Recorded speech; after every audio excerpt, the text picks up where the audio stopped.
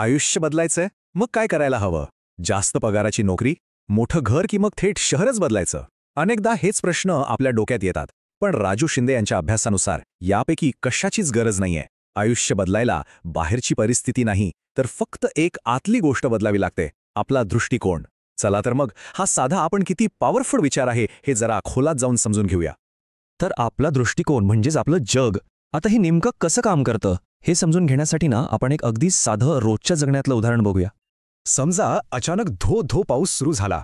आता बघा, एकाच पावसावर दोन लोकांची प्रतिक्रिया कशी असू शकते. एक जण आहे जो खिडकीतून बाहेर बघतो आणि जाम वैतागतो, चा मारी सगळा प्लॅन गेला आजचा पाण्यात. आणि त्याच वेळी दुसरीकडे एक शेतकरी आभाळाकडे बघून एकदम खुश होतो, वाह काय मस्त पाऊस आलाय, आता पीक कसं तरारून येईल. आता बघा, घटना एकच आहे, पाऊस, पण एकासाठी तो वैताग आहे, तो दुसऱ्यासाठी वरदान. हा फरक का? फरक आहे त्यांच्या ॲटिट्यूडमध्ये, त्यांच्या दृष्टिकोनामध्ये. मग हा ॲटिट्यूड म्हणजे नक्की काय? हा काही आपला जन्मजात स्वभाव वगैरे नाहीये. ॲटिट्यूड म्हणजे कोणत्याही परिस्थितीला आपण कसा प्रतिसाद देतो ती निवड. समजा की हा आपल्या मनावर लावलेला एक चष्मा आहे आणि या चष्म्याच्या काचेचा रंग जसा असेल ना, अगदी तसंच आपल्याला जग दिसणार. याचबद्दल चार्ल्स आर स्विंडॉल यांचं एक जबरदस्त वाक्य आहे. ते म्हणतात, आयुष्य म्हणजे काय, तर 10% ते जे आपल्यासोबत घडतं आणि उरलेले 90% म्हणजे त्या घडलेल्या गोष्टीवर आपण प्रतिक्रिया काय देतो. विचार करा, याचा अर्थ काय होतो? आपल्या आयुष्याचा रिमोट कंट्रोल बाहेरच्या घटनांच्या हातात नाहीये, तो आपल्या स्वतःच्या हातात आहे. केवढी मोठी शक्ती आहे ही, नाही का? विचारांपासून विश्वासापर्यंत. पण हा ॲटिट्यूड, हा दृष्टिकोन येतो कुठून? याची सुरुवात कुठे होते? तर ती होते आपल्या आत, आपल्या डोक्यात चाललेल्या विचारांमध्ये. आता ही आकडेवारी बघा, ही खूप इंटरेस्टिंग आहे. एका संशोधनानुसार आपल्या डोक्यात एका दिवसात 60,000पेक्षा जास्त विचार येतात. पण खरी धक्कादायक गोष्ट पुढे आहे. यातले तब्बल 80% विचार, हो 80% विचार हे निगेटिव्ह असतात. म्हणजे आपला मेंदू नकळतपणे नकारात्मक गोष्टींकडे जास्त ओढला जातो. म्हणूनच आपल्या विचारांवर लक्ष ठेवणं, त्यांना जाणीवपूर्वक वळण देणं किती गरजेचं आहे हे यावरून लक्षात येतं. हे बघा, आपल्या डोक्यात सतत एक संवाद चालू असतो. कधी तो नकारात्मक असतो तर कधी सकारात्मक. नकारात्मक संवाद काय म्हणतो? छे, हे नाही जमणार मला. पण सकारात्मक संवाद म्हणतो, एक प्रयत्न तर करून बघूया. एकीकडे आवाज येतो, बापरे केवढी मोठी समस्या आहे. तर दुसरीकडचा आवाज म्हणतो, ठीक आहे, हे एक चॅलेंज आहे. फक्त शब्दांचा खेळ आहे हा, पण या शब्दांनी आपल्या मनाची पूर्ण अवस्था बदलून जाते. आणि गंमत म्हणजे याच सकारात्मक संवादातून, याच पॉझिटिव्ह ॲटिट्यूडमधून आत्मविश्वास तयार होतो. आपला ॲटिट्यूड म्हणजे जणू काही पाया आहे आणि आत्मविश्वास म्हणजे त्यावर उभी असलेली इमारत. आता तुम्हीच सांगा, पायात जर डळमळीत असेल तर इमारत कशी टेकणार? ओके, तर विचारांबद्दल आपण बोललो. आता जरा प्रत्यक्ष आयुष्यात येऊया. आपल्यासमोर दोन मोठे अडथळे नेहमी उभे असतात. एक म्हणजे अपयश आणि दुसरे म्हणजे आपल्या आजूबाजूचे लोक. आता बघूया की या अडथळ्यांनाच संधीमध्ये कसं बदलायचं. एक साधा प्रश्न आहे, अपयश म्हणजे खरंच शेवट असतो का?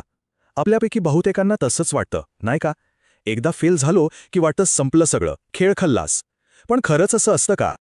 आता FAIL या शब्दाकडे बघण्याचा एक नवीन दृष्टिकोन बघूया. फेल म्हणजे शेवट नाही. फेल म्हणजे फर्स्ट अटेम्प्ट इन लर्निंग, म्हणजेच शिकण्याचा पहिला प्रयत्न. किती वेगळा अर्थ आहे हा. अपयश हे आपल्याला थांबवण्यासाठी नाही, तर काहीतरी नवीन शिकवण्यासाठी येतं. ते एक पाऊल आहे, पूर्णविराम नाही. आणि इतिहासात अशी उदाहरणं भरलेली आहेत. थॉमस एडिसन लाईटचा बल्ब बनवण्याआधी 1000 वेळा फेल झाले होते. J.K. रोलिंग हॅरी पॉटरची गोष्ट तब्बल 12 पब्लिशर्सनी नाकारली होती.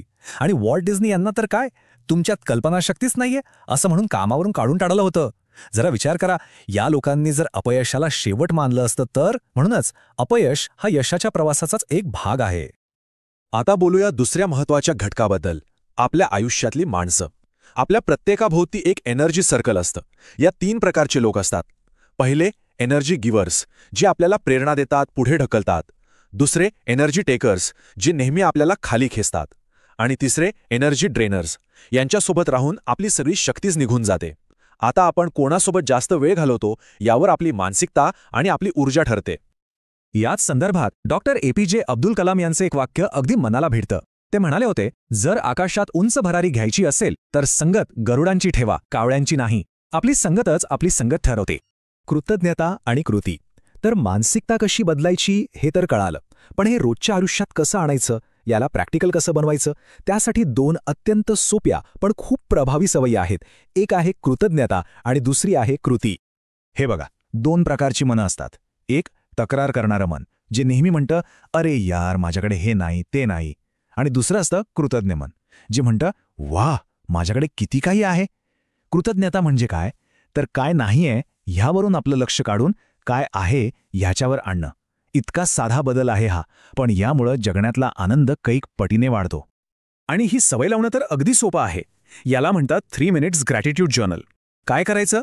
रोज रात्री झोपण्याआधी फक्त 3 मिनिटं शांत बसायचं आणि दिवसभरातल्या अशा 3 गोष्टी आठवायच्या ज्याबद्दल आपण खरंच आभारी आहोत, आणि मग त्या एका वहीत लिहून काढायच्या. बस एवढा छोटासा सराव सुद्धा आपलं मन सकारात्मक ऊर्जेने भरून टाकेल. पण एक गोष्ट लक्षात ठेवली पाहिजे, फक्त चांगले विचार करून काहीही बदलणार नाही. विचारांना कृतीची जोड देणं हे सर्वात महत्त्वाचं आहे. हे सूत्र एकदम सोपं आहे. विचार प्लस कृती बरोबर बदल. आपण जे विचार करतो त्यावर जेव्हा कृती करतो तेव्हाच ते विचार सत्यात उतरतात. कृती म्हणजे विचारांना वास्तवाशी जोडणारा पूल आहे. मग प्रश्न येतो की आपण कृती का करत नाही, का थांबतो आपण?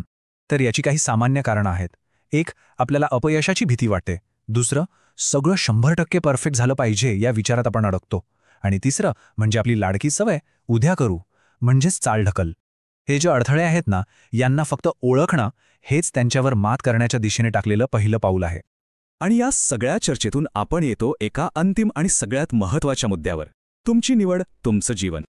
एक गोष्ट कायम लक्षात ठेवा, आपला ॲटिट्यूड, आपला दृष्टिकोन हा काही आपल्यावर लादलेला स्वभाव नाही. ती आपली चॉईस आहे, आपली निवड आहे. प्रत्येक दिवशी, प्रत्येक क्षणी आपण निवडत असतो की आपल्याला कसं वागायचं आहे. आपण परिस्थितीचे गुलाम नाही, तर आपण आपल्या प्रतिसादाचे मालक आहोत. म्हणून या सगळ्याचा सार एकाच वाक्यात सांगायचा झाला तर तो हा आहे: आयुष्य बदलायचं असेल तर परिस्थिती बदलण्याच्या मागे लागू नका, फक्त आपला दृष्टिकोन बदला. तर मग जाता जाता एकच प्रश्न, आज या क्षणापासून आपण आपल्यासाठी कोणता दृष्टिकोन निवडणार आहोत? कारण निवड आपली आहे आणि आयुष्यही आपलंच आहे.